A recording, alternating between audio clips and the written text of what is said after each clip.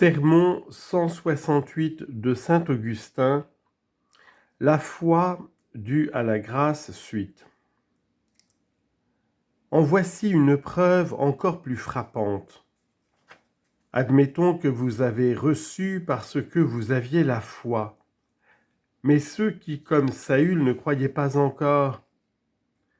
Saül obtint d'abord de croire au Christ, et lorsqu'il crut en lui, il commença à l'invoquer. La grâce du Christ lui accorda donc de croire, puis, en croyant, de le prier, et en priant, d'obtenir le reste. Qu'en pensez-vous, mes frères? Quand Saül n'avait pas encore la foi, ceux qui l'avaient priaient-ils ou ne priaient-ils pas pour lui? Mais si l'on ne priait pas pour lui, que signifient ces paroles d'Étienne? Seigneur, ne leur imputez pas ce péché. Acte 7, 59. Ainsi pour lui et pour les autres incroyants on demandait la foi.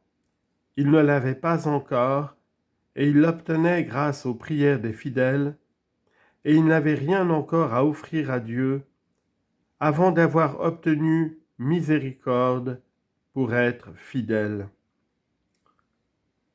Aussi lorsque Saül fut converti, lorsque la même parole l'eut renversé et relevé, renversé comme persécuteur et relevé comme prédicateur, lorsqu'il eut commencé à annoncer la foi qu'il avait poursuivie, que disait-il de lui-même?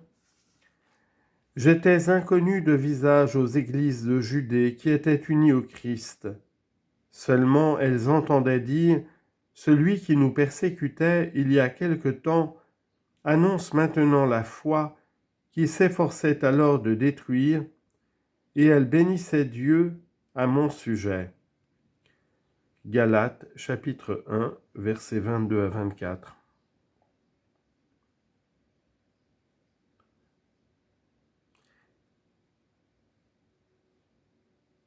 Dit-il, et elle me bénissait à mon sujet, il dit, et comme je prêchais la foi que j'avais cherché à anéantir, ce n'est pas moi qu'elle glorifiait, c'est Dieu. Si donc Saül a quitté cette vieille tunique que le péché avait mise en lambeaux, qui était toute dégoûtante de sang, pour prendre une robe d'humilité et devenir Paul de Saül qu'il était, c'est à Dieu qu'il en est redevable. Que signifie Paul? En latin, Paulus, tout petit. Je suis, dit-il, le plus petit d'entre les apôtres. Voilà ce que signifie Paul. Paul en latin est synonyme de peu, de petit. C'est ainsi que nous disons « dans peu je te verrai », je ferai cela sous peu.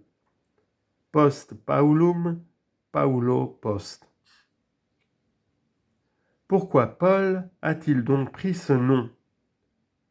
Pour signifier qu'il était petit, le plus petit. Je suis, dit-il, le plus petit d'entre les apôtres, car je ne suis pas digne de porter le nom d'apôtre, ayant persécuté l'Église de Dieu. C'est la vérité.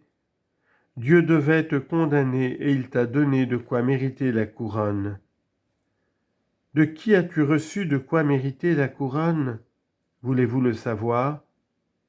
Écoutez non pas moi, mais lui, je ne suis pas digne du nom d'apôtre, dit-il, ayant persécuté l'Église de Dieu. Par la grâce de Dieu, néanmoins, je suis ce que je suis. Si c'est par la grâce de Dieu que tu es ce que tu es, c'est donc par ta faute que tu étais ce que tu étais. Et sa grâce, ajoute-t-il, n'a pas été stérile en moi. Le voilà qui préconise la foi qu'il voulait autrefois anéantir, et la grâce n'est pas nulle en lui, puisqu'il dit « Elle n'a pas été stérile en moi, mais j'ai travaillé plus que tous. » Prends garde, tu commences à t'élever. Que fais-tu, Paul? Tu étais si petit naguère, j'ai travaillé plus qu'eux tous. Par quel moyen? Dis-le, puisque tu n'as rien que tu n'aies reçu. Il s'arrête à l'instant même et après avoir déclaré qu'il a travaillé plus que tous, il a peur en quelque sorte de ce qu'il a dit et se montrant de nouveau dans son humilité. Mais ce n'est pas moi, poursuit-il, c'est la grâce de Dieu avec moi.